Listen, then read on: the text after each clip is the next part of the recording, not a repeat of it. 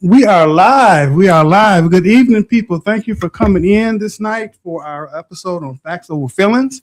Again, I have my co-host here, Mr. Jordan Roman. How's it going? How's it going? Did you say hey, Mom? That's at the end. That's at the end. Okay. But I'm trying to hi, Mom. She's up. gonna be popping in at some point. Right. And hi to my mom, because I know she's from Mississippi. She's gonna be popping in herself in just a moment. But again, thanks everyone for coming in tonight. Again, I got my co-host here. Got our producer and studio owner here, Miss Tay. She's gonna sit in with us tonight. Yeah, I don't know how we got to matching almost. Yeah, I missed the memo. I'm too bright over here. Okay. Yeah. All right. I didn't know this. I gotta get in sync with y'all. I guess, and so it's the thing. So as promised, as tonight, we do have an esteemed guest with us. We have Milwaukee County's District 7 Supervisor, Miss Felesia Martin. Felesia. Oh, I'm sorry. I said it all wrong. Felesia. Correct me, ma'am. It is. But we thank you for coming in and stopping by our little shack here tonight to answer some questions, and hope you might have some questions or some input on a couple of discussions that we're going to be going over tonight. As I stated before we started, where we start definitely may not be where we end up. We start one place, and by the time we're done, we somewhere in South Asia or something. Yeah. So just come along for the ride. Just ride along with us. I guarantee you it won't be too bumpy. Yeah. So first question I have for you, Supervisor Martin, is how long have you been in this role? Finishing up my 8th year. 8 years. Mm-hmm. 8 years. Okay. All right. That is great. Representing District 7 in the county supervisor role. So can you tell us, so folks that are watching and some people are not really familiar with our local elected officials and what they do, can you explain your role as a county supervisor and what it is that you're responsible? A Milwaukee County Board Supervisor we're a little different from other supervisors in the state because our state legislators put a few extra guardrails around Milwaukee County. Mm-hmm. But basically, anything that has to do with health and human needs and services, the airport, county bus transit system, paratransit, those are the items that we are responsible for. Our sheriff patrols the state highway, county jail, and the courthouse system. They take care of all of that. While we don't have say-so of how their budgets are administered, we do have to give the thumbs up or down for their budget. And they are not accountable to us. They are accountable to the people. Budget. Okay. So, I mean, I'm going to take a step back. I mean, you have you had any elected positions before? I don't think so. No. What drew you into elected office 8 years ago?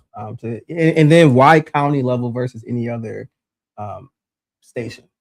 Simply because I did not seek an elected position. Mm-hmm. I thought to have someone unseat an elected official.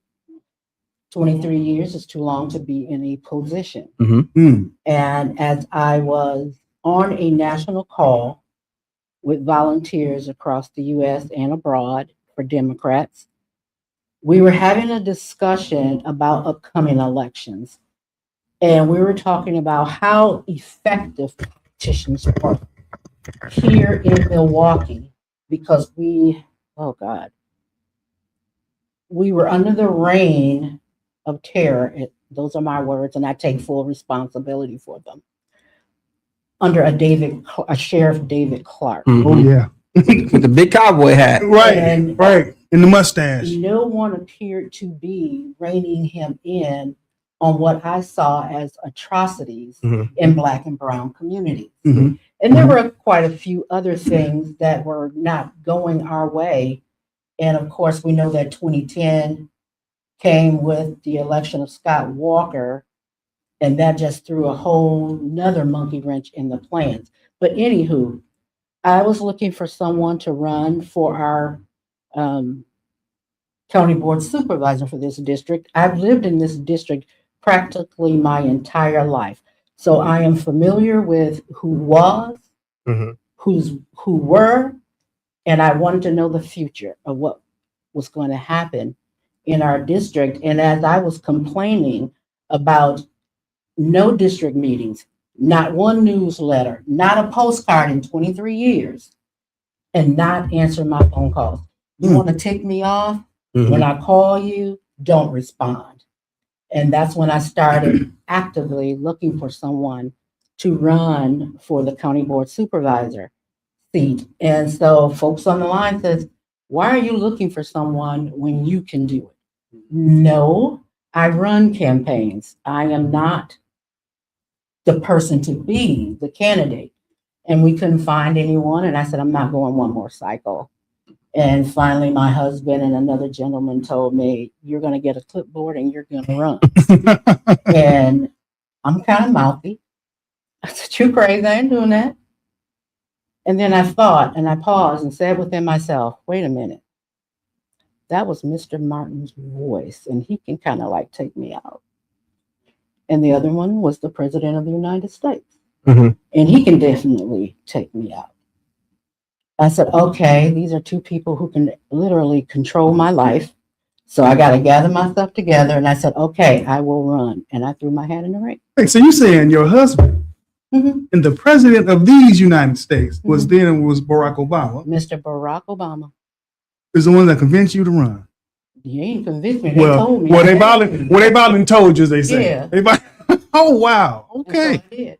Okay. So did you run against someone? There was, was it? Oh, I think The guy who was in there for 23 years, right? No. Oh, He somebody. decided to retire. Oh, okay. Mr. Kenneth Jan Lax, who was a terrific individual. Okay. Yeah, he just wasn't well known. I don't know about it being well known. I just prefer to think that I was the better candidate. Oh, okay. Yeah. That's fair. Yeah, that is. So what would you say as County Supervisor, District 7 priorities, what would you say are the top 3 challenges that District 7 is facing right now? District 7 priorities since I came into office in 2018 have always been set by the residents of the district, because I myself don't know everything about the district. You got to talk to the people.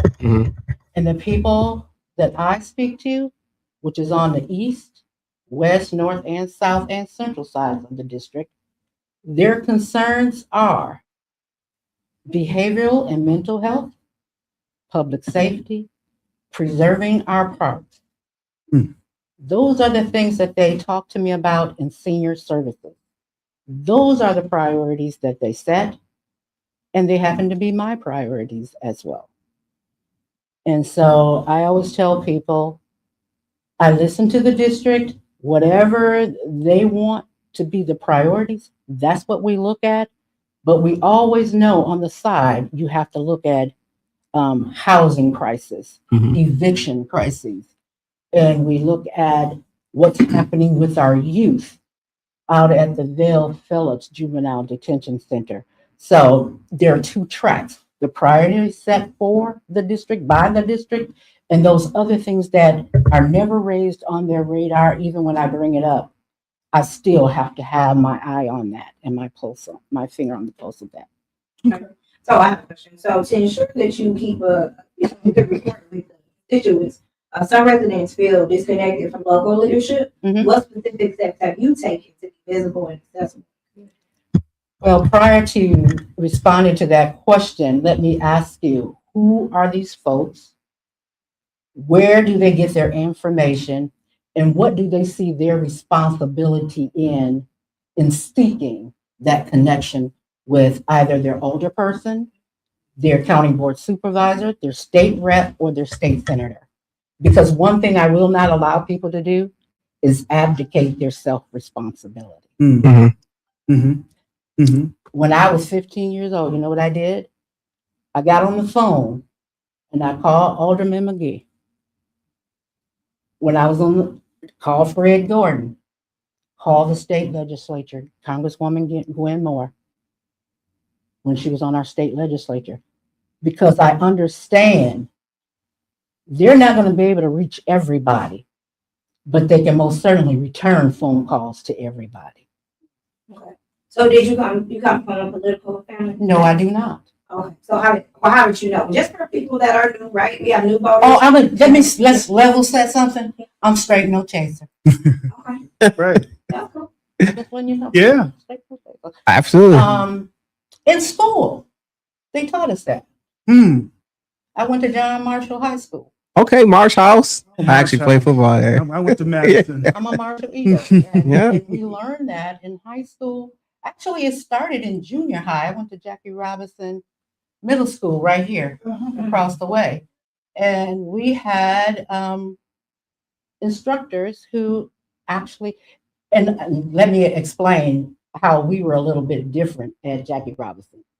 There wasn't a formalized system the way the other junior high schools were. We were self-motivated students, and we created our own curriculum and our own path. If I didn't want to go to mathematics, I didn't need to do mathematics. You can set up your political track, you can set up your environmental track, your science track, whatever you have. Do you think that that's happening now in schools? I would say probably not. Yeah. That was the only one that I was aware of. 42. Yeah, so that's not something that we were privy to. Yeah. So I guess like taking some steps back with my initial question, again, how do I feel disconnected? We weren't taught that. So what did we do? Well, for me, it did come from my household, but they weren't politically astute. I've been watching politics since I was 6. Me since I was I 8. was just this introverted kid who liked the news. I was just a little bit different, and there are things that kind of shaped that in my family dynamic. You're curious about the world. Yeah. And how things work. Yeah. And one thing, my mama, God, I love my mama. She was married multiple times. And her last husband, my pop,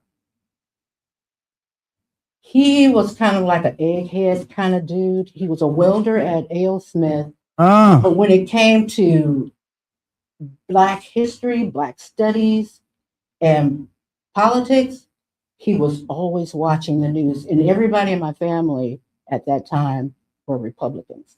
And children take on their parents' ideology. Really? Yeah. Okay. Oh, I was ostracized on the paternal side when I started volunteering for Barack Obama. So I know you. Can I jump in? Sorry, I know you're gonna go back. Wordy too. Yeah, I'm gonna go back to the question. I know you got to answer the question, but we got time. So in clearly the educational system, family values, all those different things, the structure has changed right now. So our kids, even if they were curious in learning about the world and politics and whatnot, they have so many different distractions and things that are happening. So what advice or what suggestions do you give for families and kids now who may have that curiosity and just don't know where to look or whatever, but they want to get involved? Like, how would you have a kid approach that? And then I can't lead into your questions, like knowing that the world has changed, how do elected officials engage more with those kids to kind of connect those dots?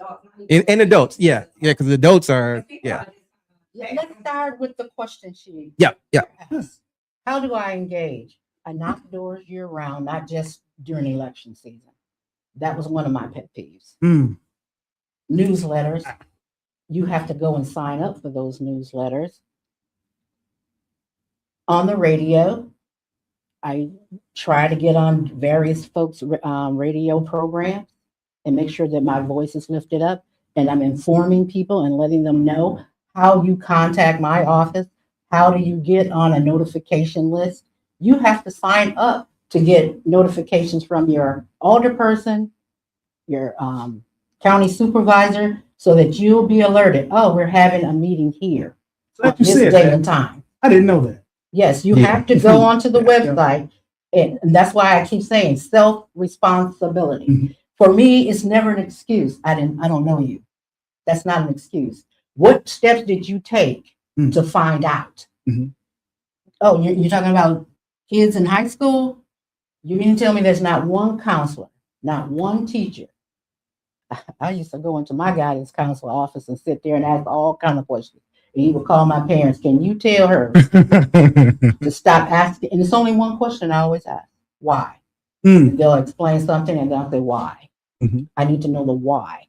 And so I send out communications emails, and you also have to sign up to receive the email. I will use as my starting document are the walk lists that we use in political circles. Ours is called the van. And for those who don't know, I am a card carrying Democrat. I am the former first vice chair of the Democratic Party of Wisconsin. I served from 2019 to 2025, June of 2025, July to June. So it's safe to say we got a heavy hitter in our midst right now. No, I'm an average Joe. Okay.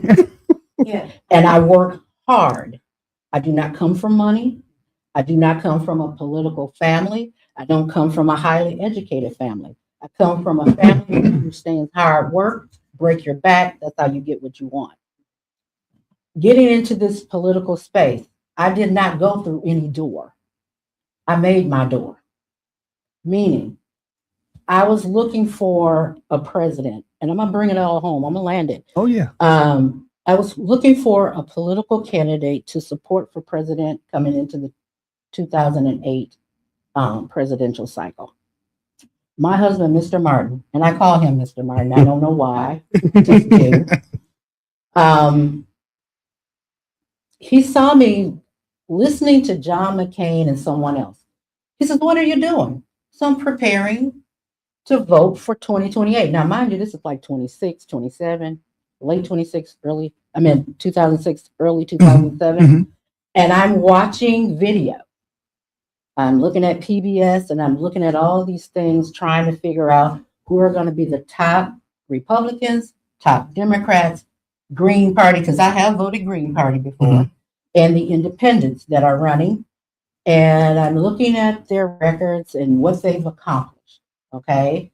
And he's offended because he was born with his card, his Democratic card in his hand. I was not. I was not. I'm fairly an independent thinker. And the worst thing you can do is tell me what I better do.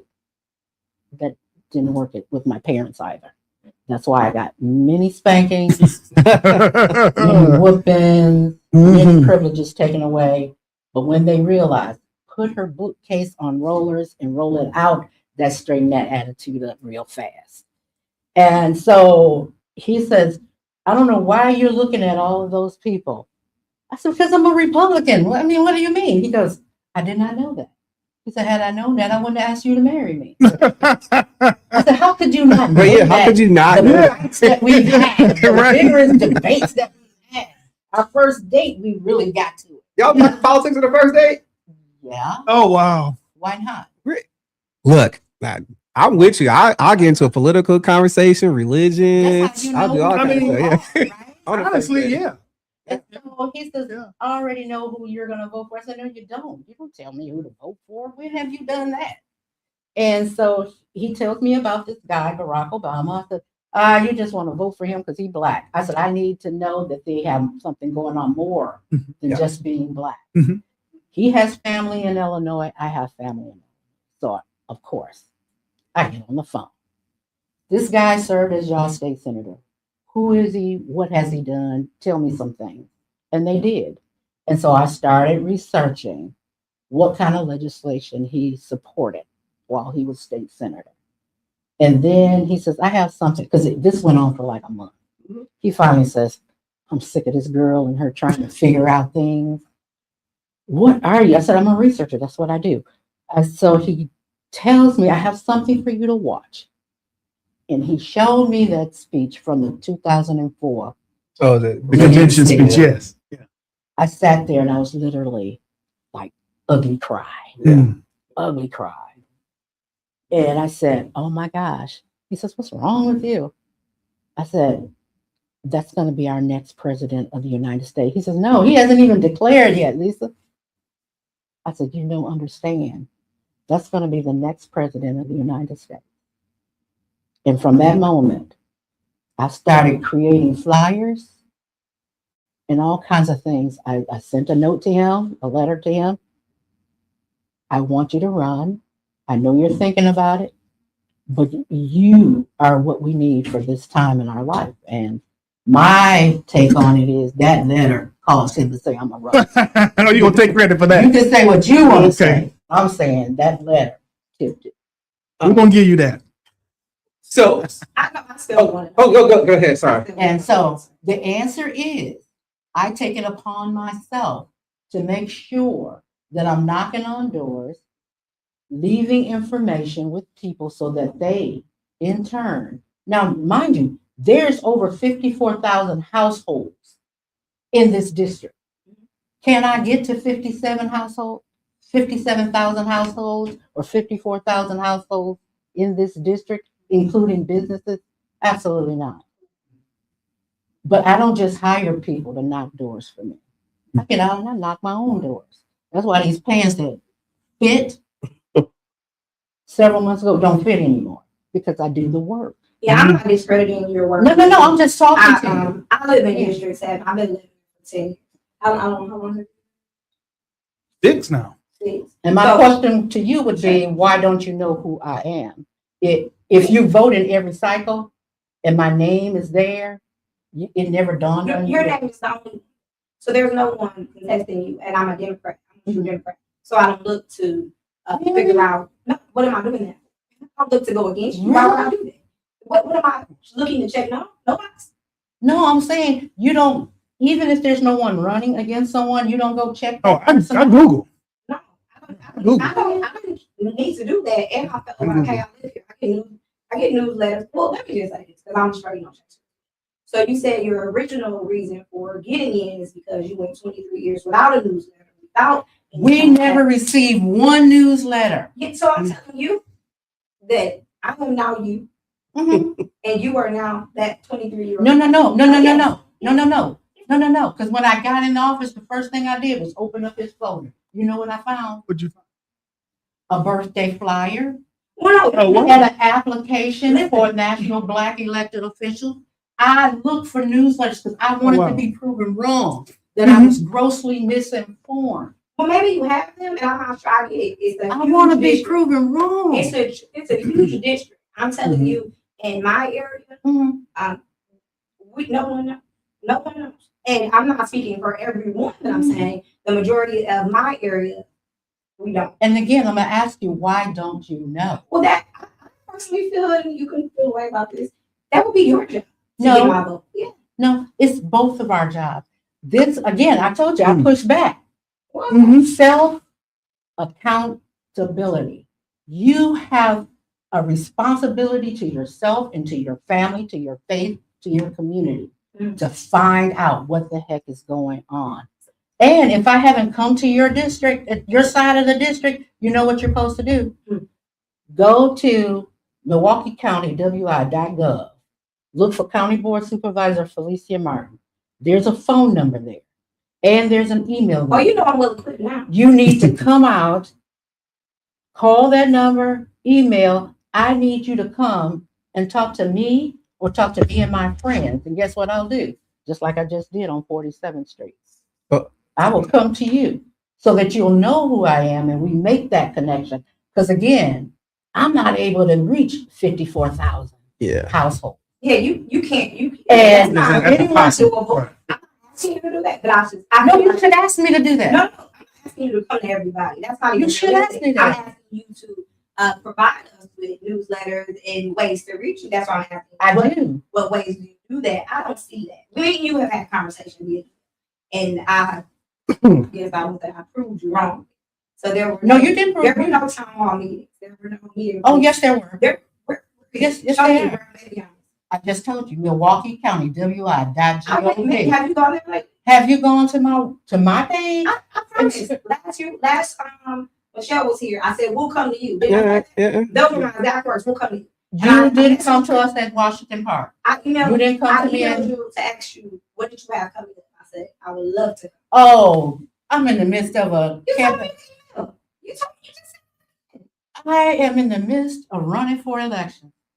Were you over on 42nd and Ruby? how do I know? That's what I'm telling you. I don't know. All you can do is, all you have to do, you want to know what Mr. Robinson did? He called me and I went to 42nd. Now you think so now I'm gonna have, no, this is not semantics, honey, never But semantics. listen, you say he called me and I'm emailing you. Now you're telling me which channel you're gonna answer. No. Which channel of contact?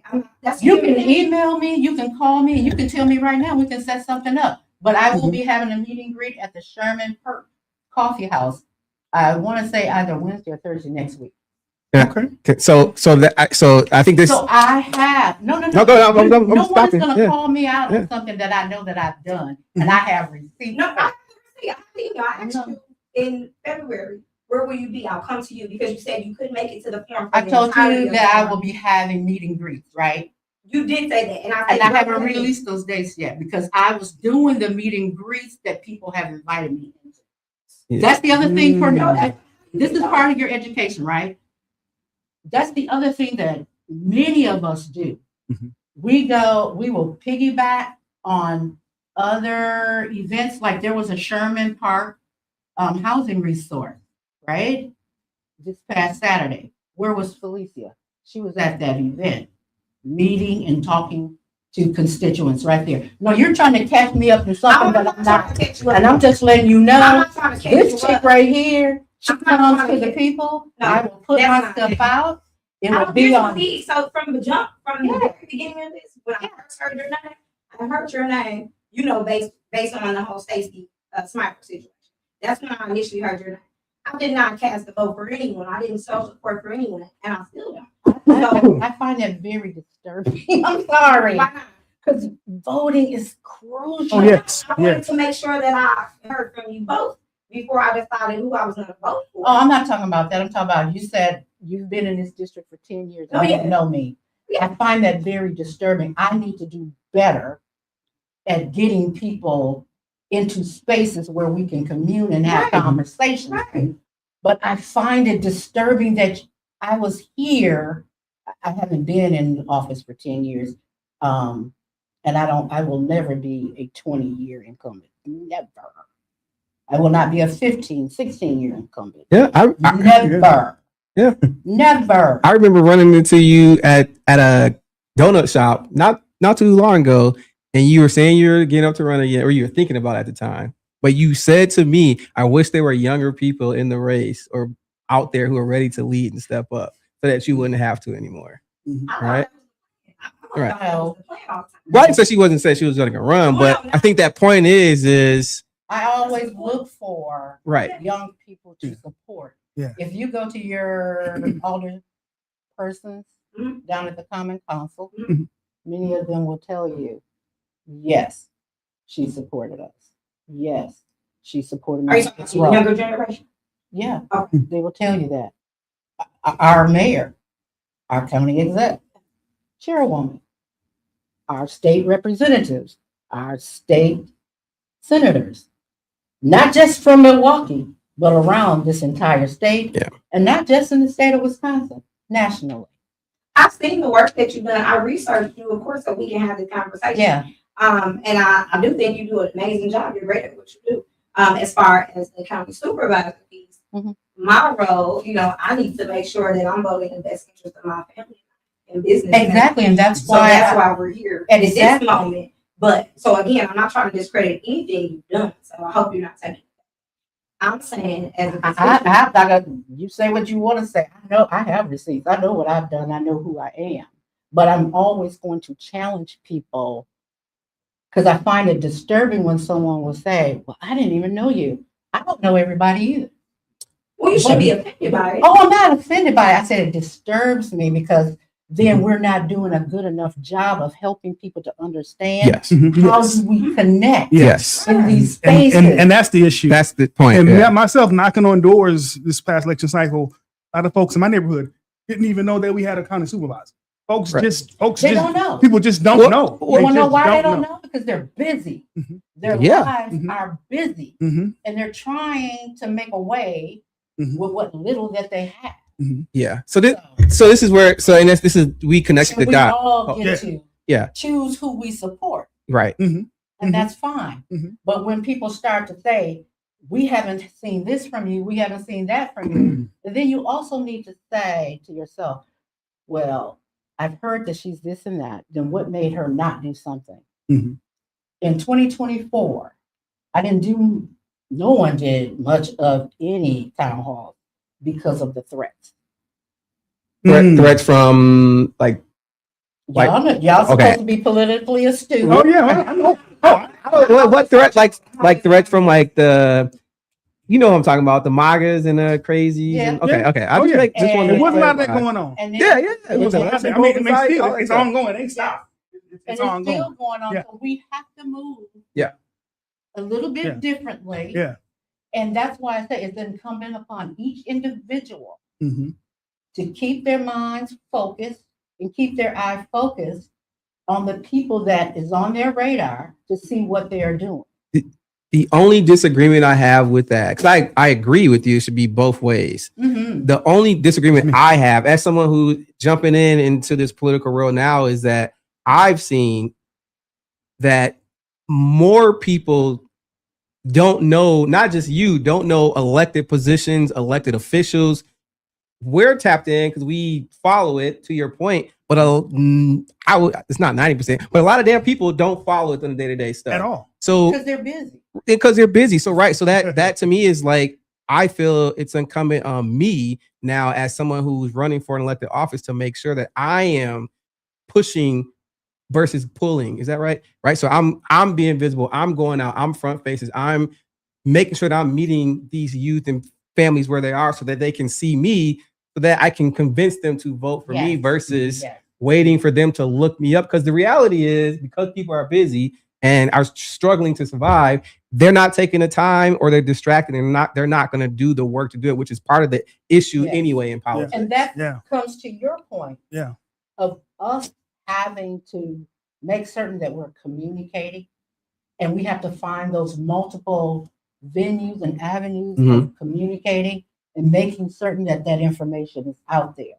Now, I haven't released my personal meet and greet dates because I've been doing this person, going on 42nd Street, going on 47th Street, and going to the Sherman Park Community Association meetings and just meeting people right where they are. But I will have a meet and greet next week.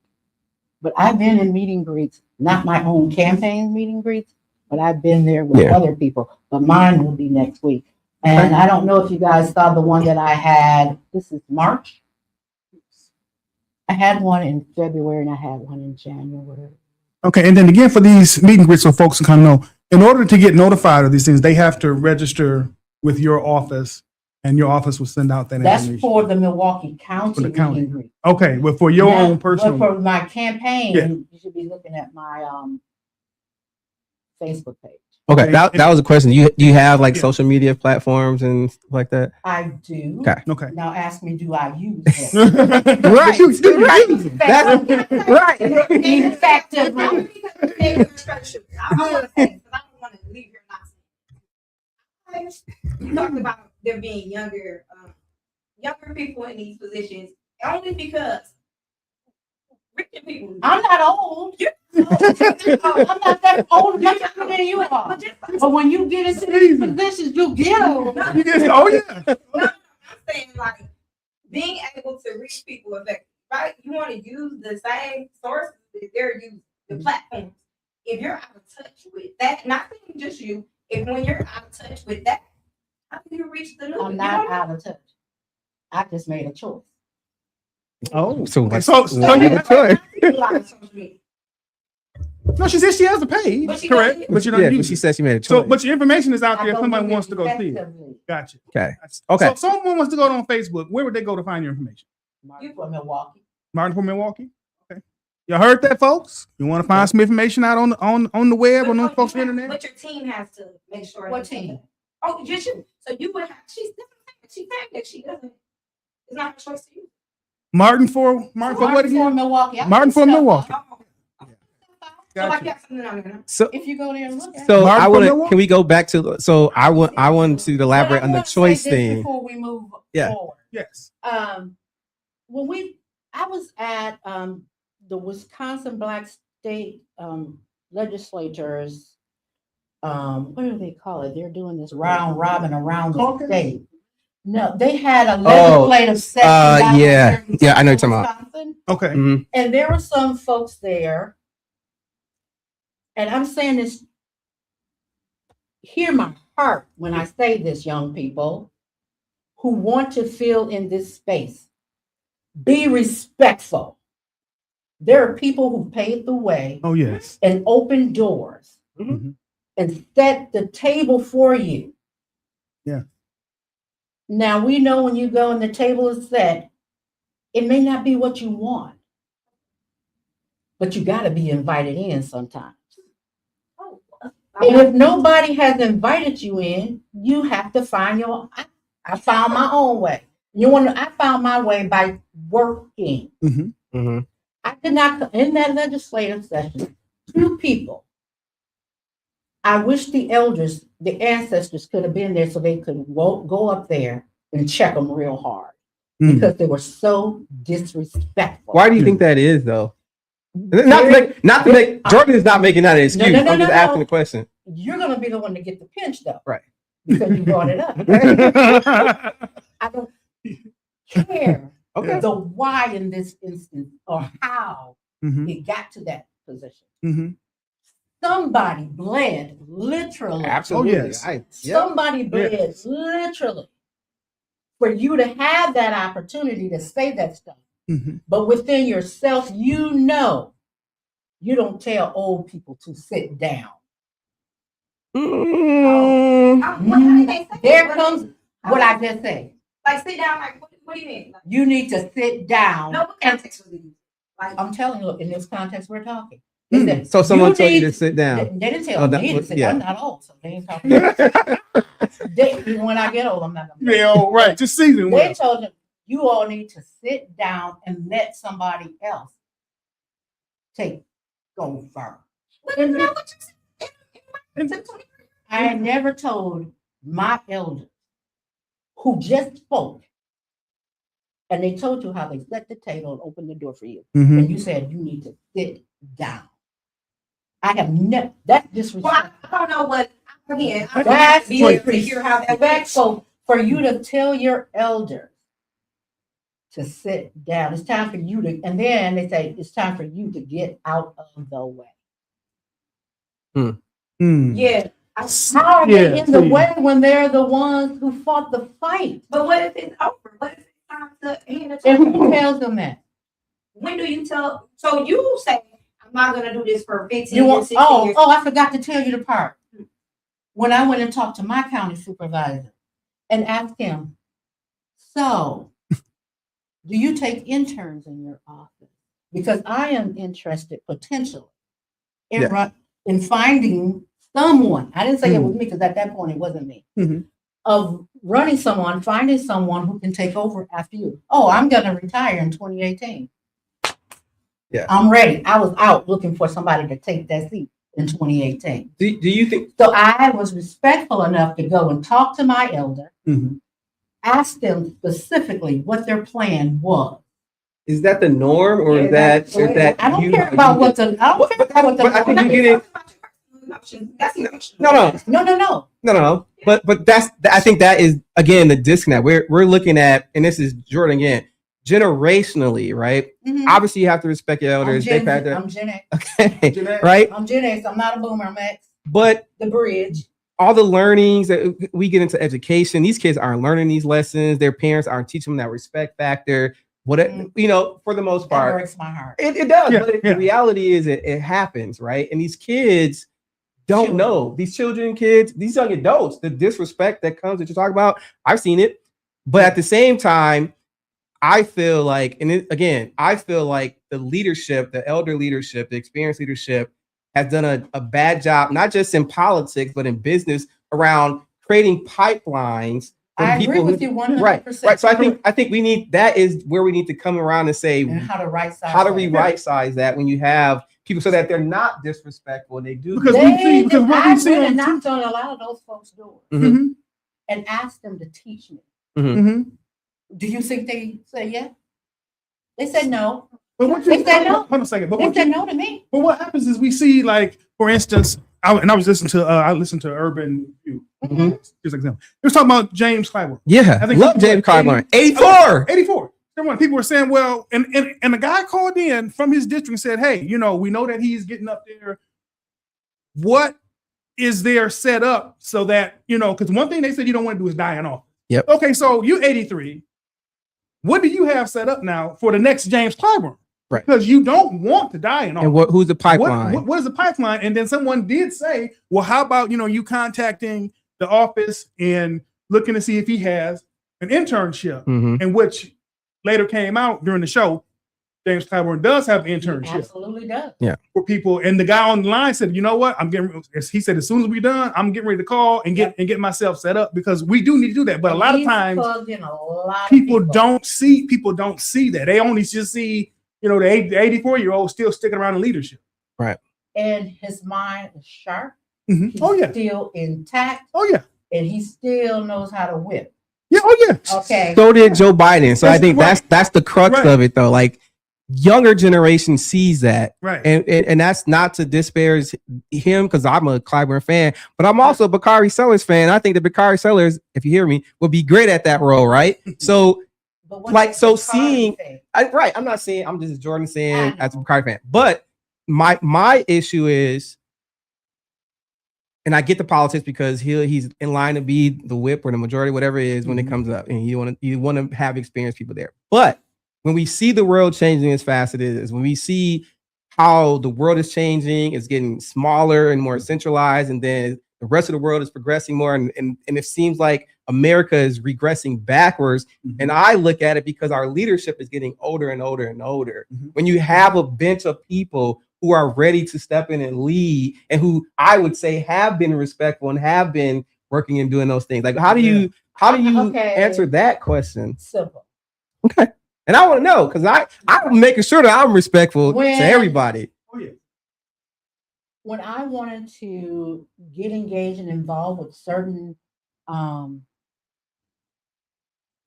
actions in the community, and y'all know a lot of these groups are out here. Nobody wanted me because I thought a little different. Yeah. Okay. Oh, yeah. I don't know where I came from 53206. Because you want to know why? Because my great grandfather and all of my ancestors, they don't give a damn about that. I'm sorry. They want to know, sister girl, what sweat have you broke? Okay. Nobody opened a door. Nobody extended a hand.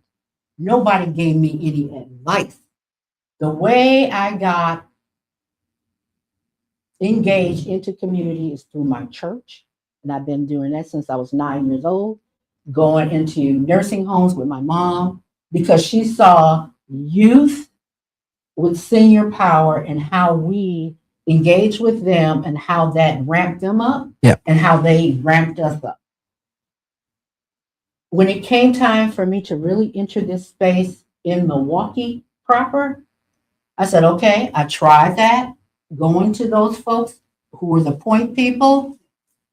What they want to do is what I found out. We want to see what you were about. If you were really about bringing the people forward, or if you were just out there to do work for yourself. I said, okay, never thought about it that way, because that's not who I am. I'm a woman of faith. I was a child of faith.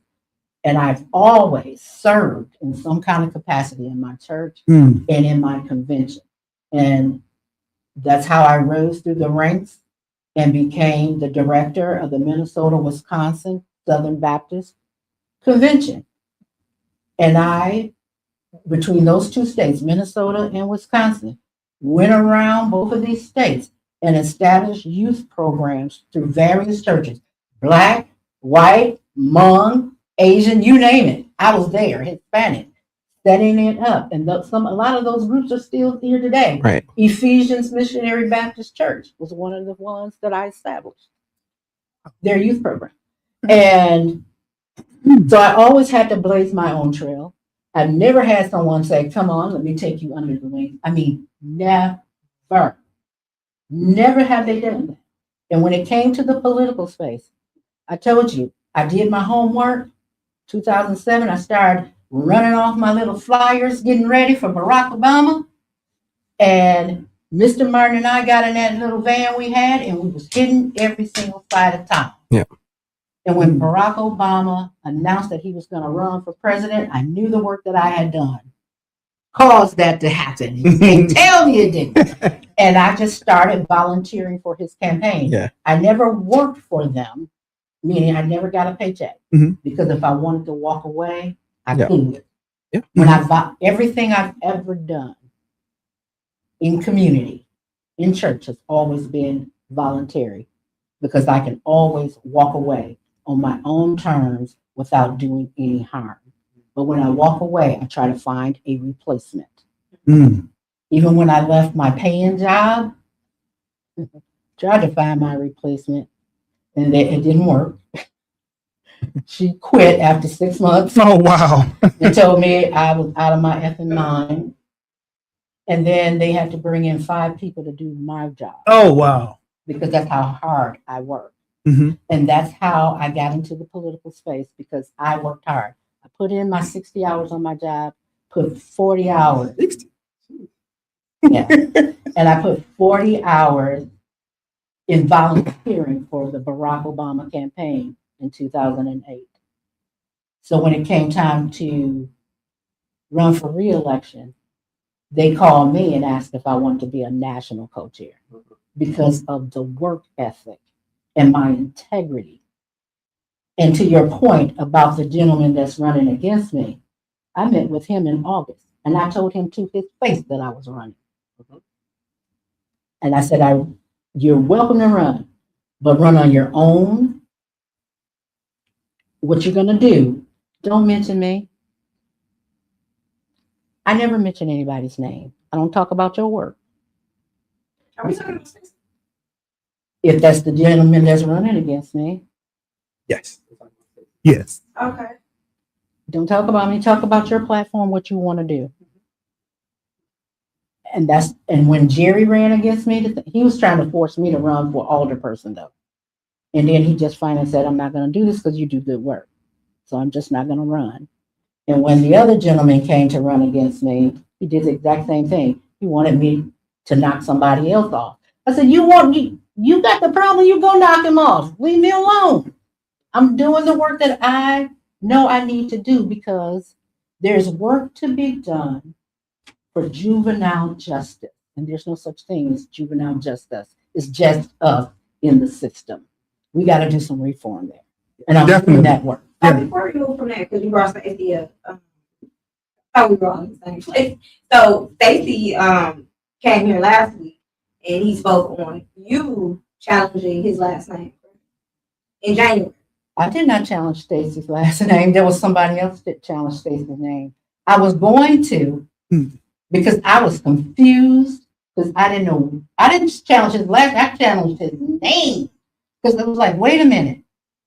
Now, if I wanted to put a different name on the ballot, it would be Lisa Martin or Chicklet Martin or Chevy Johnson instead of Cavalier Johnson. I've never seen it where it's a totally different name that's on the ballot.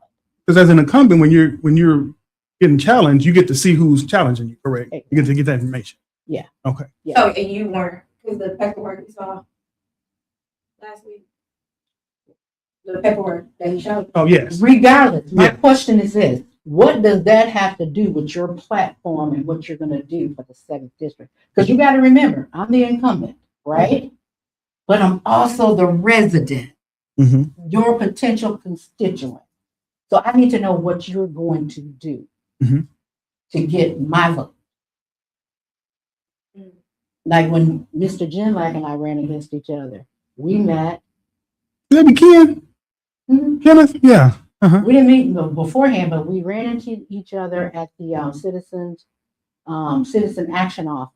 And we promised each other we were going to run clean campaigns and we were going to put forth our ideas. I didn't talk about him. He didn't talk about me. Mhm. We put forth our ideas and ran a race. I hear a lot of crap out there. I said, don't talk to me about that. When people come to me with it, I said, I don't want to talk about it. I can tell you about what my platform is and what I'm doing and what I have committed my hand to do and what I have done, which is good work. Oh, so this was just hearsay. You didn't see or hear him say anything about you. This was just hearsay. People are saying, yeah, I'm running a race. I don't have time. I'm wondering how you react so when residents come and tell you things and you decide it said, wasn't hey. from him personally. I said, hey, you need to call him and have that conversation. That's what I said. Yeah. Can no person tell you that Felesia A. Martin has said anything disparaging or anything about that gentleman? There was paperwork submitted, but I said, I'm not going to pursue that. I just needed to understand what his name was. And I said that to the election commission. I did not say that to anybody else. Okay. I never said that I to knew anybody else. I thought that the election commission would say if this person is a person, right? So that's You can say that, but if in your career of doing elections and working on campaigns, and you've never seen that done before, I've seen Scooter Libby. Scooter. His name is William Libby, but I've never seen a totally different name. It's always the nickname that is put on the ballot. That's a valid question.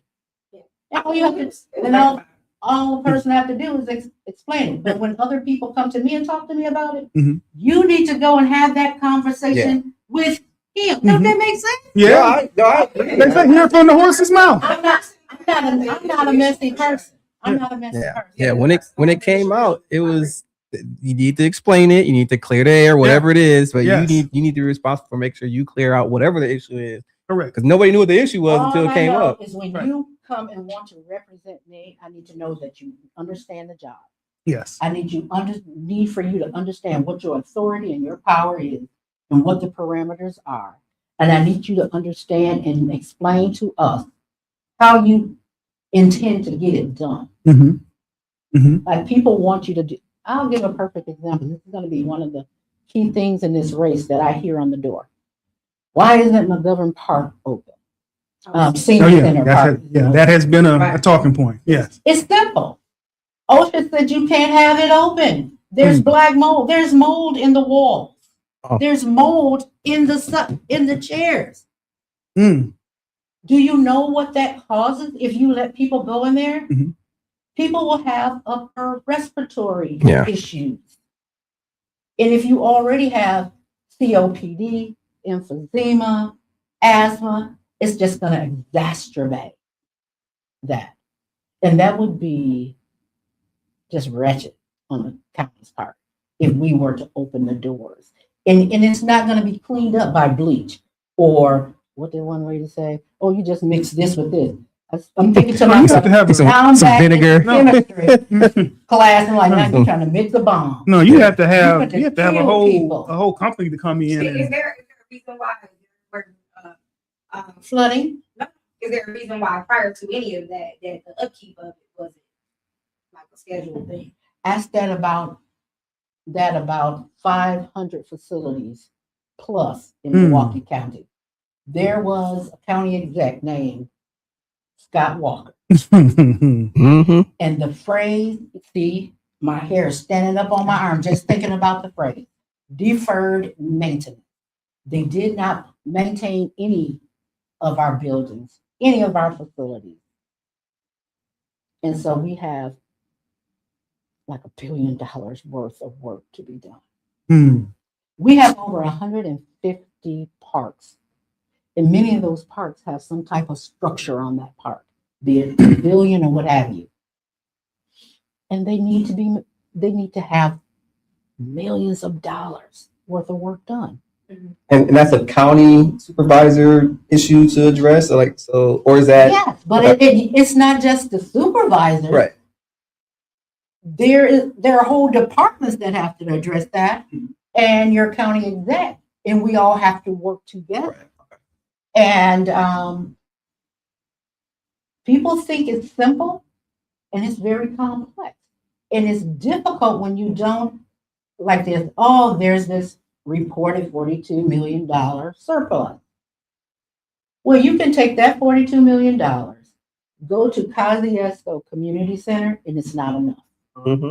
You can take that $42 million and go to the Three Domes. That's not enough. You can take it up there. You can take that $42 million and you can do some cosmetic things with some of the facilities, but that's all you're going to do. Because now when you start pulling back the layers and you start looking at electrical work, plumbing, structural damage, concrete damage, roofing, gutters, it's the whole thing. Is that what has been being done as well? You would say with those buildings, they've just been kind of doing patching work. They got the Band-Aids out and they're just putting them on it. Men, I'm telling you, you guys think that duct tape is the answer to everything. You say men. I don't have a speech impediment. I reject that I notion. thought I heard that. I was like, where'd that go? So where to blame for it? Man, I reject that notion. And we got Mr. Martin here in studio, and I'm hoping on our side I here. tell him all the time. He went and got different colors of duct tape. Oh, I said, that's not the answer. There is a lot to be done. Yeah. And I will speak to this because I've had people saying, this young lady is saying she still hasn't heard from you. Mhm. I want people to know, Mhm. you're not going to hear from Supervisor Martin Mhm. from December 1st through Election Day. okay. You can't do anything in the name of Milwaukee County. It's called a blackout period. Okay. And that happens every 2 years, every even year. You're not going to have that because we are campaign focused. That's it. I'm And glad you explained that because some folks people don't know. don't understand that. And Yes. this young lady who hadn't heard from me, I said, I need your name, I need your phone number that you call from, and I need the email that you use to contact me. Mhm. Because then I can have my team do a search. She hung up the phone because she knew she was lying. I call people out. Oh, I do. I do. Because it is critical that my office and myself, when I say my office, that's those folks who are supporting the office. It is crucial for us to get any message that come into our office so that we can respond. And I don't care if it's my lane or not. I want to know so we can then connect you to where you need to be. And we don't just do blind connections. We make that connection for you, and you're going to get a phone call back to say, did so-and-so ever call you back to fix that issue? Mhm. That's how diligent I am. Mm. Because when I ran an office when I was in academic medicine, and I had to oversee clinical, administration, academic, fellowship, and community engagement. We needed to make sure that we was connecting those people to where they needed to be. And I take that same energy to this job. And we have to do that. And so after that, this young lady, I don't know whatever happened to her, but she never called my office. She never emailed my office. So I cannot very well respond to you if you never made the connection to me. Now, will I say that we have work to do? Absolutely. Anybody who says they don't is a liar. And that would be me. But I hate liars and I hate lies. There's no such thing as a white lie. There's no such thing as just a small lie. Mhm. Lie is a lie. It's untrue. And so I would say that we are still working on the McGovern Park Senior Center piece. Okay. We had 2 sessions the week of, it was like the 12th and the 13th, I believe those were the 2 dates. And that is why I wasn't able to do another meet and greet before the one that's coming up next week, because we're still trying to close that gap for McGovern Park. And now we have to remind people, when it comes to the McGovern Park Senior Center, Mhm. there were multiple sessions, and those seniors did not want that facility turned into the proposal with the apartments on top, which makes sense. Yeah, right. Which made total sense, because you gotta, whenever you're making decisions, you can't think about the immediate impact. You gotta be able to do some projections and think about unintended consequences. Mhm. And you also need to look at the environmental impact today, where we are now. And what people didn't understand, and we didn't do a good job, and I say we, because I'm part of it, we did not do a more meaningful what Oh, yeah, get into, yeah. we need to understand that we didn't do a great job of helping people to understand what was happening in the McGovern Park neighborhood itself. I was talking about respiratory issues Mhm. and the impact it would have going into that building today, Mhm. because it's been tested several times. And we've done remediation work, and we've spent tens of thousands of dollars in this facility, which I think we should have stopped a long time ago and put it towards a new facility, right? On site, same site, just If rebuilding. we could get a partner who would help us build that in that park Mhm. without apartments, yes. But the way we can get dollars now, the partners are saying we want to have apartments. I disagree with that. You cannot have that in the park, because then if we say if I would have said yes, let's do that, which the people said no, they did not want it. They did not want that. I don't either. So let's say we did. It currently sits on 2.3 acres of land. Mhm. Adding that proposal would have taken it out to 5.2 acres of land. And I was being told, it's not going to take that much more. It's not going to, I said, I don't know what universe you live in. When does 2 acres become greater than 5 acres or equal to? In my lane, it has always been 5 is greater than 2. And then the other part of that is it no longer is parkland. It gets rezoned as residential land. Yeah. Correct. You follow me? Yes. And then potentially private, it depending on the developer. It is. It At that will point, be yeah. private. It will be At that private. point, yeah. And the Milwaukee County Board of Supervisors no longer has purview. Mhm. We only have purview over parkland and county facilities. And as This would be a private entity. as a constituent, I don't want that. You will I don't want have that. fees that you have no control over. They will have those, they call it affordable housing cost. That I believe that's only in place for 10 years, and then they can put whatever market value on that they want it to. Mm-hmm.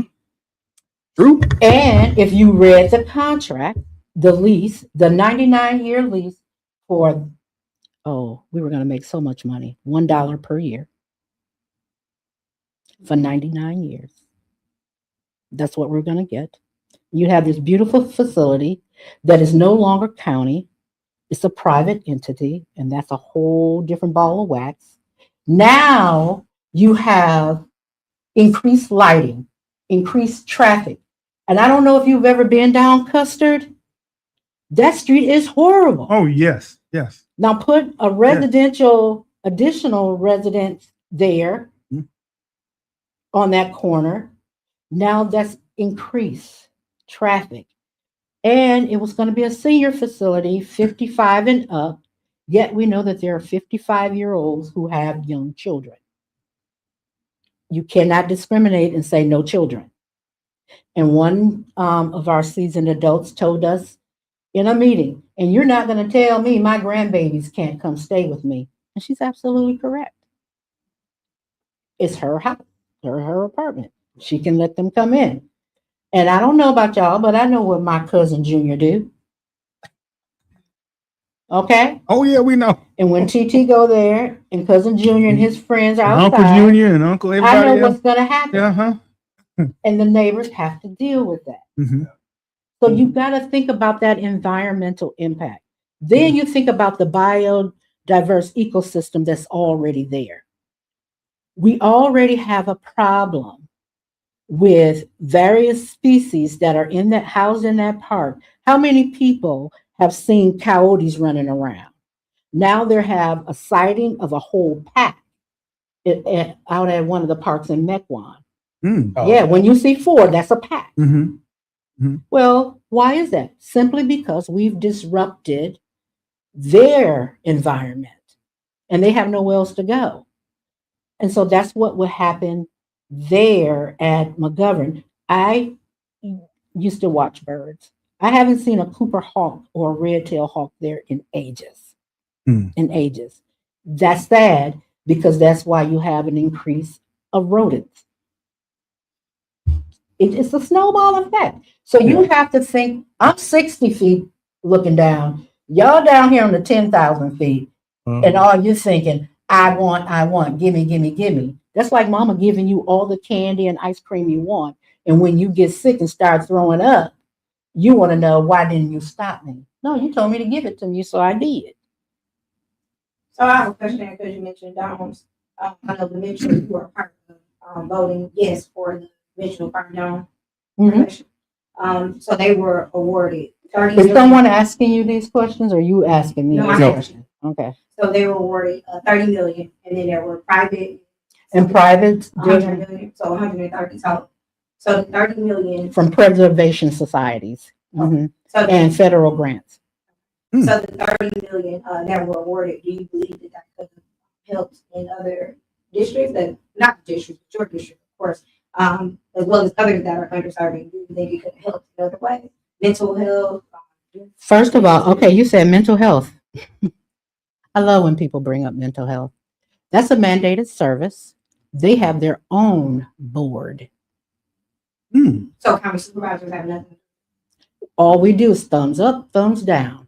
I can give them $30 million and tell them I want that used only for detox center. You know what that board can say? Thank you. Take those dollars and do whatever they want. And we have absolutely no say. What about youth initiatives? What type of youth initiatives are you talking about? Anything that would break, any kind of break. Any, like a rec building or not a even rec just center? building, Or? but like really like putting together true programs. Any awareness.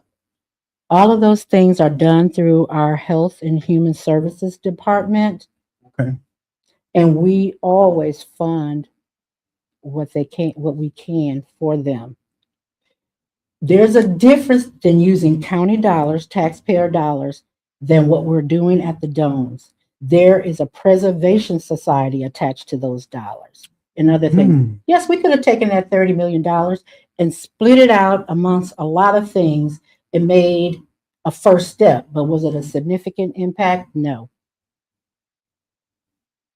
So you're looking, what we are looking to do is make impact, something that is going to move a needle beyond one block. What's the needle at the domes? Because they make only $1 million a year. So what would that needle be? You would need to take that up with that supervisor. I'm not concerned with that.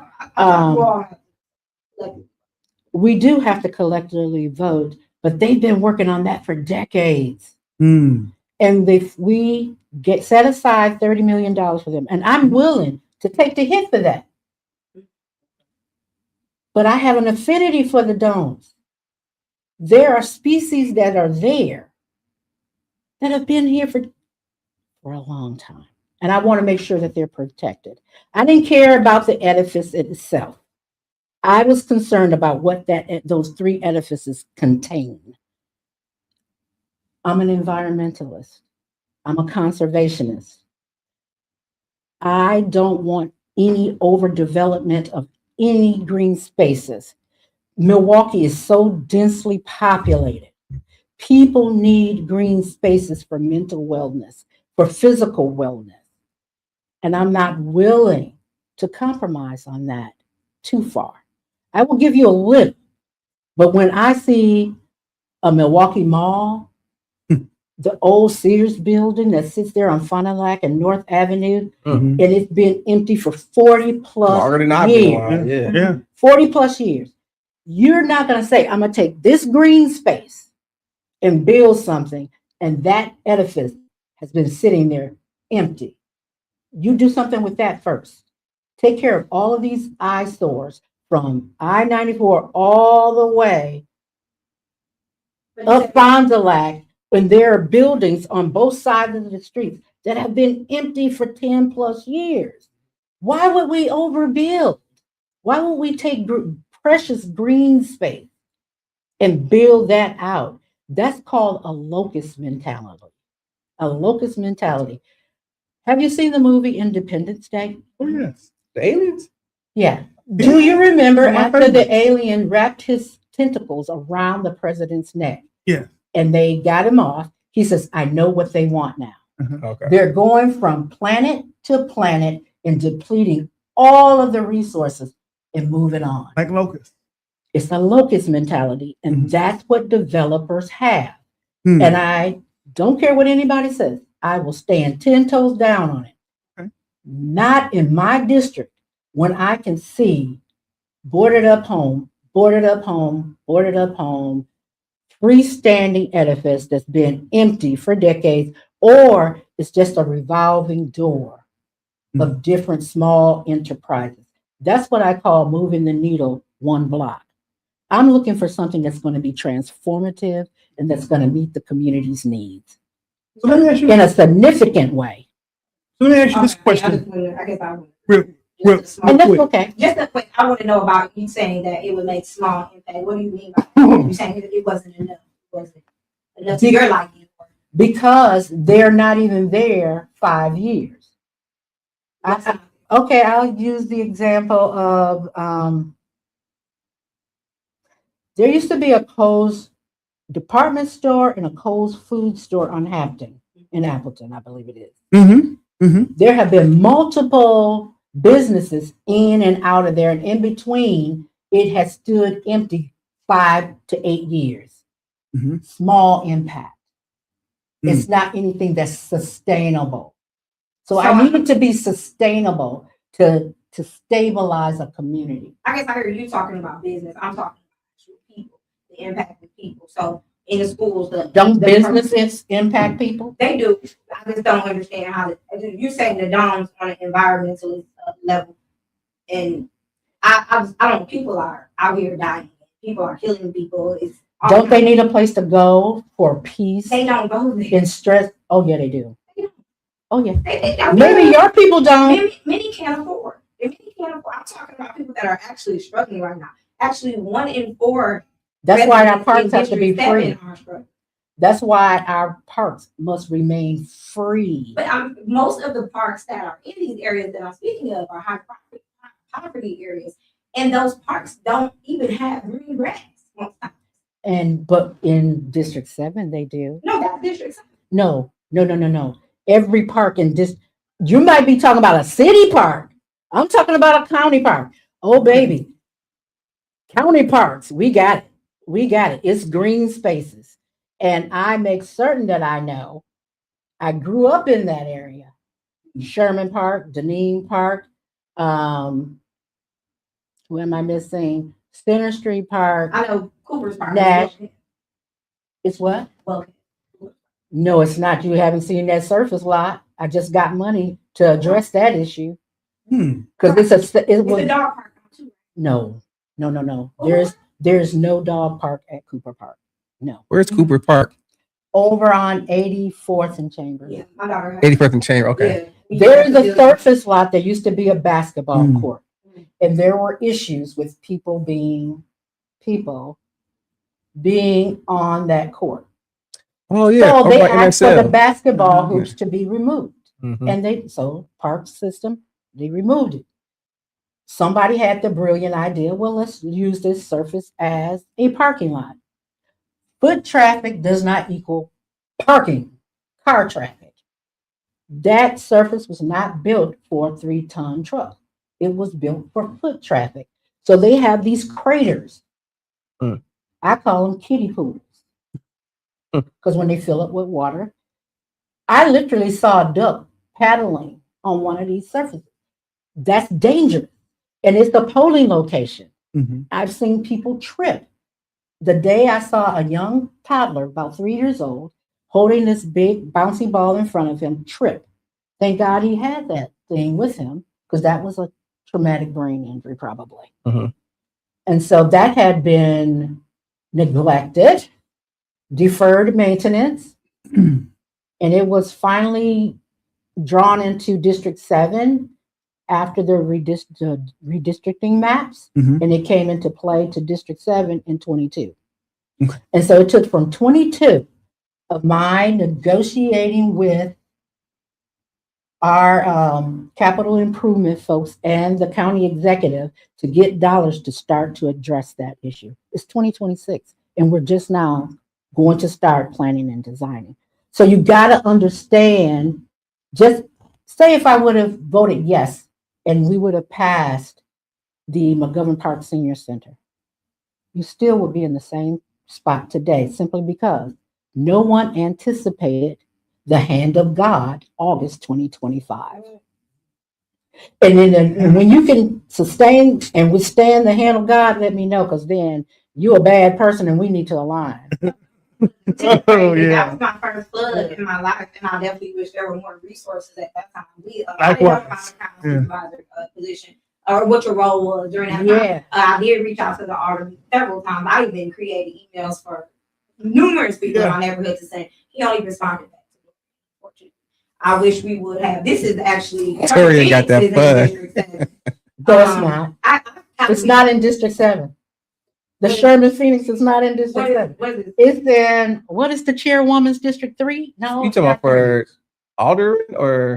Yeah, this Oh, is oh, for the Yeah. older person? Yeah, Yeah. it is. Yeah, It is. this is it. But I would have felt like what we need y'all to do is write to your federal legislators so that they can continue to press our president to send dollars to Wisconsin so that we can get funding to help people We need like a rebuild. No disrespect. We don't take care of our people. We don't take care of our people enough. In my opinion. How do you take care? How do you take care of people if you don't have the resources? Your focus is more on all these other things instead of people. I haven't heard you say one thing about helping. Oh, really? Actual people. So providing spaces that are safe for you to dwell, every single park, every single pavilion that we have. And what you're shaking your head, but do you understand? I'm talking about the high poverty. That's all I'm talking about right now. I'm talking about everybody. No, I'm talking about the high poverty areas. Those are the people that don't know. They don't know anything. I'm asking you, how do you reach out to them? And I go to where they are. Wait, this is another thing too. You saying, "Oh, I had to do this, I had to do that," and respectfully, that was for political track. I'm saying, but our older generation, that's just for process that way. I'm not an older generation. I'm telling you overall. I'm not just speaking just to you. Well, you said you. Well, you're older than me.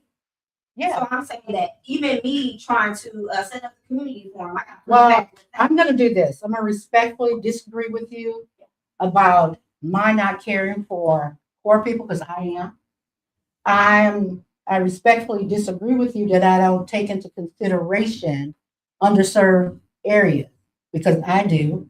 I was the one getting up at 4 o'clock or 3 o'clock in the morning, driving up to Irma, Wisconsin, taking care of our youth and making sure that they had what they need up at Lincoln Hills in Copper Lake. I was the one standing on a playground at Stark Playground, ensuring that children had food for their summer program. I was the one going to Electric Avenue, packing stock boxes, ensuring that they were delivered, packed, and ready to go and delivered to people who are housebound, can't get out, and to children who don't have food to eat. Again, I'm not discrediting your No. You that. No, you did just discredit my work.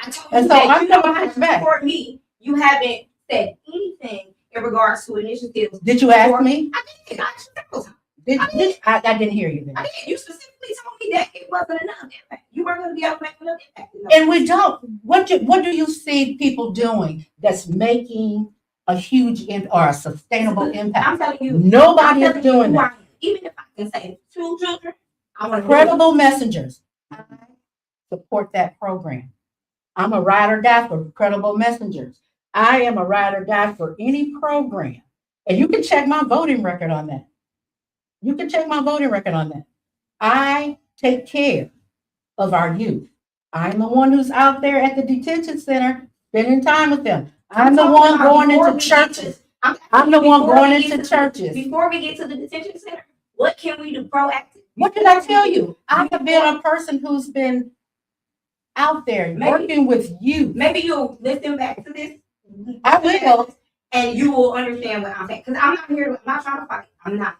I am. I'm here to fight. Because I told you I was a youth director and I established youth programs that are still going on today. Not just here in Milwaukee, but across Wisconsin and Wisconsin and Minnesota. I have done that and I continue to do that. Yeah. So nobody's going to take my record and say, you're not doing enough for this segment of the population. I fight for people. I fight from womb to the tomb. And I have receipts for everything that I've done. But you hear what I'm saying. And I'm correcting what you're saying. Because you said, I'm not. So I'm telling you. So what have you done? What have you done? Several things. I do that as well. Thank you. Things that I do. Have you connected to your elected officials? Oh, we're not going to talk about money. No, I'm telling you, with my own, I feed people right now. I feed I'm people telling you with my own money. So we're sisters in that, and we can agree. But don't never tell me that I haven't done But something listen, you're when doing I this. You've done like our people. This. You've done a lot of that in this phone. You've done that. I say I do this when I'm on the floor debating at the county. Ask anybody. Listen. I'm an open book. So when you just did the thing about the government part, you just did the thing about because I don't like Trying that. to get I don't in like that. here. I don't know how. I would love for us all to be able to work together without all of that, without the assumptions. Oh, McGovern Park, you know, if we let them in here, then they gonna do this, or our people gonna do this. That's No. Frank, It's mic? not funny Whose to mic me we need to either. fix? They said we need to I fix the mic. know when Probably Miss Felesia. Yeah. Is when it you okay? are Make sure you speak to the mic. when you are having, you need to understand what be in the room when the people are telling you what their concerns are. Mhm. And the seniors, our seasoned adults are telling me that they are afraid in speaking into regards to over in West Lawn, where we tried to combine the community center so it can be intergenerational. And they were saying they don't want that. The seniors are saying, we don't want that. We don't want to deal with that. Okay. And they said, how do you stop that if we put this facility here with the apartments on top? Will we come in? How do we deal with them? That's what I mean when I do that. No, I hear you. I know you are Facebook Live. So you can see me. I am straight no chase, and I will tell you. I talk about people, and I will tell you, my brothers and sisters, and I'm talking about my own family members. Mhm. I know who Junior is, and I really do have a cousin named Junior. I think we all do. Me And too. Junior- And Uncle Junior. And Uncle And Junior is very intellectual, very bright, very musical. He can draw and he can paint. But Junior has a problem with authority. And Junior will sit in your parking lot and do what he wants to do, be it drink, be it profane, be it get naked once he gets to a certain point. How are they going to handle that? You got to be ready for that impact. Let's not, and that's part of our problem. We don't hold each other accountable.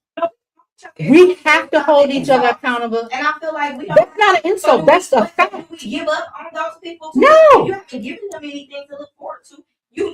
They're gonna do this. Oh, we're gonna do that. No, No. that's what I'm saying. No, I am doing that. That's exactly what I'm doing. That's what a lot of us are doing, There's a but lot of it's people- sustainable. There's a lot of people that look at us, and because of how we talk about us or how we treat us, they didn't treat us the same. That is very true.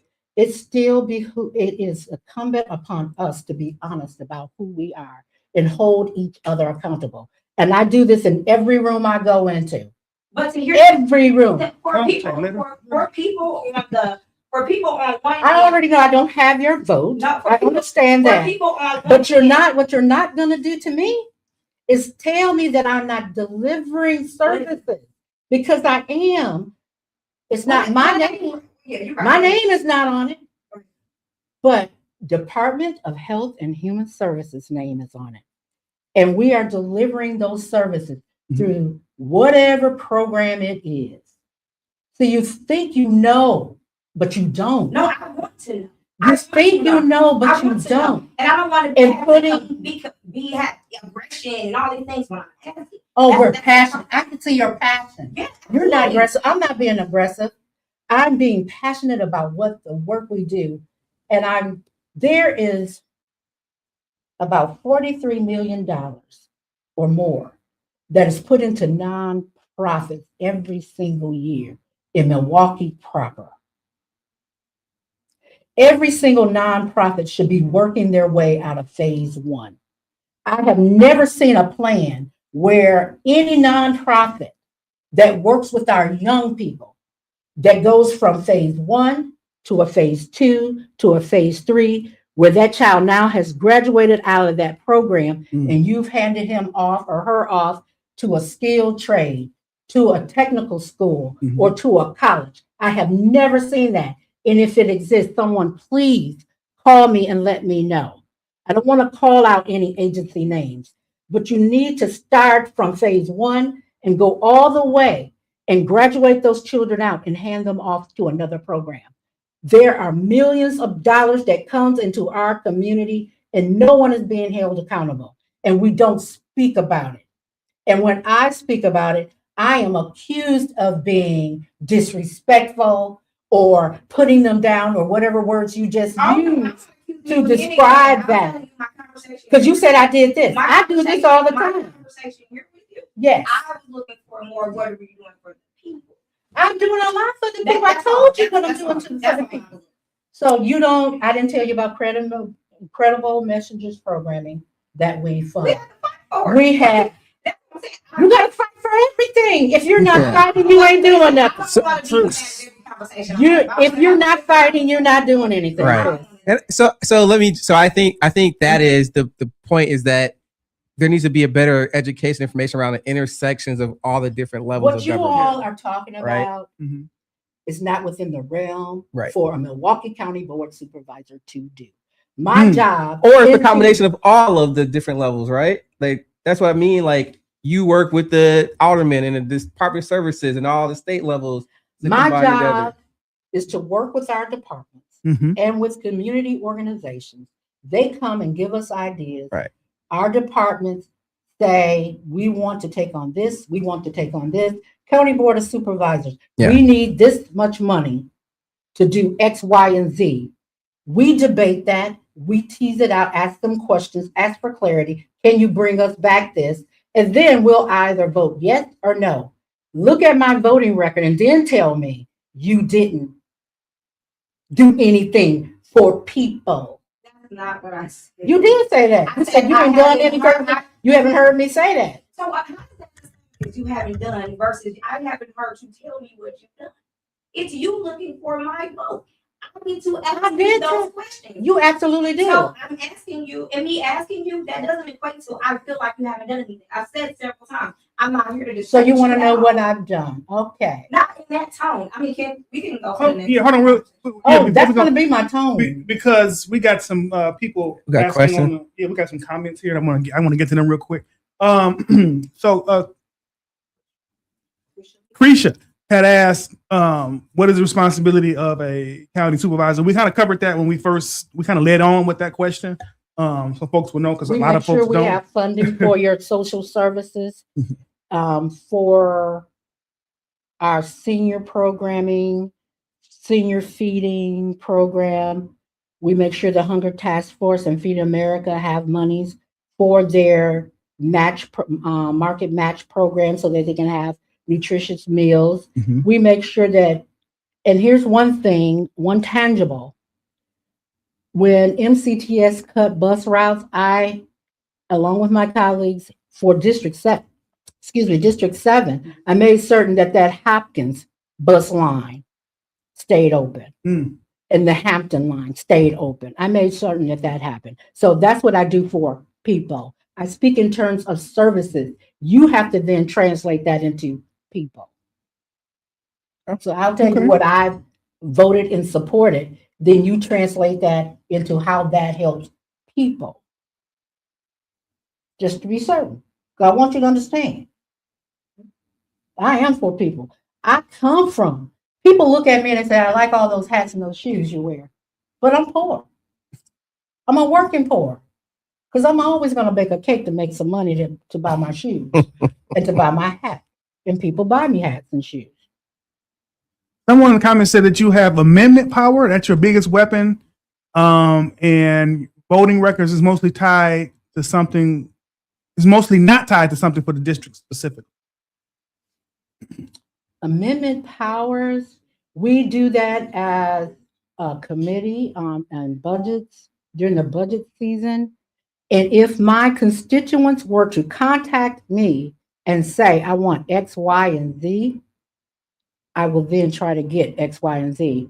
Everything that my name is on is something that I have personal connection to, or someone from the district has called me and said they wanted me to support that. Market match, I went through the Feed America Food Leaders Program because that was an issue and a need in our community. None of my colleagues have done that. Okay. No one before on the board has done that. I'm the only one. And working with the chairwoman, she's the chairwoman, her name gets to go first. So we do that. Those are the things that I initiate. And I talk to our department heads, and I talk to the workers, and I ask them, what is it that you need that you're not getting, so that we can make sure. And you need to understand, it's up to the department heads to figure out their budgets. County supervisors don't do that.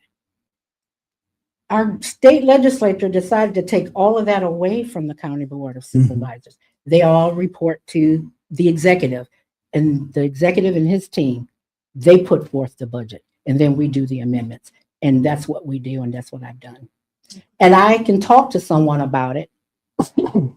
For instance, I'll give you this thing that happened when we called for an audit to figure out what happened with our healthcare contract. We were never without healthcare because Milwaukee County, we have our own healthcare. We just didn't have a contract for lower rates. And I called for an audit of that. On the floor, I called for that. But my colleague, she was the first one to put her name on it. And I could have said, I want my name first because I'm the one who asked for it. Mm-hmm. But I didn't. You want to know why? Because I don't care who name is first as long as it gets done. Mm-hmm. So a lot of times people will say, well, you haven't done. You're number 6. Ask those people where they get the idea from. I should have been number 1, but I don't care. I just want it to get done. I put my head down and I do the work and I get it done. That's what I do. Well, we are in the season of voting. Early voting in Milwaukee has started today, I believe. Yep. Started today. Early vote. April 7th is the actual mail. election. So I'm going to leave. Any question? No question. Thanks for coming. Jordan, anything? I just want, again, so I'm a nerd, so I think it's important that people out there listening understand the complexities of government and the roles, and as they're learning to learn what the roles are and how they intersect. Because the county supervisor is not going to fix potholes, and the state legislator is not going to fix parking issues. So, but they all work together throughout the system. So I think people need to do that. The state legislature could give us more money. Absolutely could. Absolutely. So that we can fix those things, which they don't do. Mm-hmm. Yeah. Mm-hmm. We keep that's on record. advocating for shared revenue. Mhm. And I call folks in the communities that are coming, that have made contact with me, and they state that this is their concern. We're going to the Capitol on this day. You stated, let's go. Yeah. I need you there because we want to take you with us. Because when they see the faces of the people, although I'm one of the people, but when they see the community going, then now they have a face, and it's very hard for them to say no to that face. But I'm working diligently to flip the state legislature so that we can have a trifecta, and so hopefully we can then bring more monies into Milwaukee County so that we can help our people and do more work. And I am a proponent of giving people the resources that they need and let them utilize those resources. But you always have to come back and give an account of how you utilize those resources. And if I don't feel that you've done what you said you were going to do, Mhm. and it hasn't moved beyond one block, you don't have my support. That's fact. Mhm. And nobody should give you money so you can ride in a Mercedes and you can move out of Milwaukee, but you've left this here. I've stayed. I could have left a long time ago, but I stayed because I love my community. I know where we were, and I know that we have it within us to move far beyond. But it's going to take young people, middle age. I was told by Al Jazeera that I'm middle aged. Didn't know that. I said, I thought they were gonna, I didn't know they were interviewing another couple. They said it's a middle-aged couple. And then they say, Terrell and Felesia Martin. I'm like, what? A middle-aged? I didn't know that. I'm only 42. And so it takes all of us working together, understanding each other. And that is a real story. It happened. I was 42 at the time. I'm not 42 today. I was 42 at the time. But I didn't know that was middle age. But it takes all of us in our lane to do what is within our wheelhouse to do. Mhm. And I am one who's pushing the needle every day at Milwaukee County. Just like we declared racism a public health crisis, they gave that to someone else, but I'm the one who went into the county exec office and told his cabinet, this looks good, but I only see 2 milk chocolates, 1 dark chocolate, and 1 caramel over there. And I love them all, but it's too much white chocolate. We have a problem. And then next thing I know, he wrote it up, but did he give it to me? No, he gave it to somebody else. Did I get angry and call it out? No, you know what I did? I clapped my hand because that's all that matters. Mhm. That's all that matters. And that I'm delivering services to my community. And I stand on my record. I have receipts. What would you say, Supervisor Martin, that individuals that are voting got the ballot in front of them, why should they keep you in office? You should keep me in office simply because I was given a mandate in 2018, and I've been given a set of priorities, and we have systematically knocked down each one of those priorities to meet the community's needs. Yes, our community is hurting. It didn't take 8 years for us to get in this situation, and it's going to take more than 8 years for us to get out of it. But I have been meeting the need, keeping my promises, doing what we need to do. And I say to them, we have started a great work. Let us continue to work together to meet the needs. And I not only have the political chops, but I have the administrative skills of administrating budgets. I was an office administrator of a budget for 28 years. And in that 28 years, I never went over budget. But my faculty, my professional staff, and my office staff and my research staff had absolutely everything they needed and more. And the US government never stripped us of a grant. They never did. They always asked us, don't you need more? And we took more. So I know what I'm doing. I have the experience, and I'm willing to work with people to get it done. And if I'm not meeting your needs, that's when you need to call my office and set up the meeting and you tell me what I'm not doing.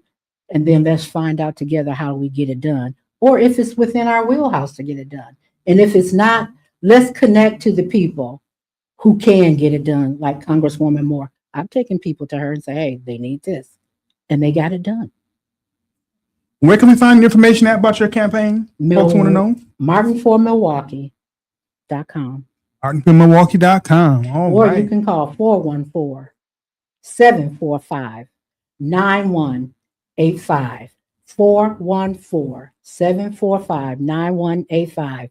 And it is not within my wheelhouse to set up community programs. Okay. Well, there we have it, y'all. Thank you, Supervisor Martin. Thank you. Appreciate the time. Coming. And we know y'all are busy, and just for you to take your time out for an hour, almost 2 hours of your day. I could have been on the doors. You could have been on the doors, right? But you came down. To talk with us. So we thank you so much. Thank you for feeling. Make sure y'all come out Saturday. Yes.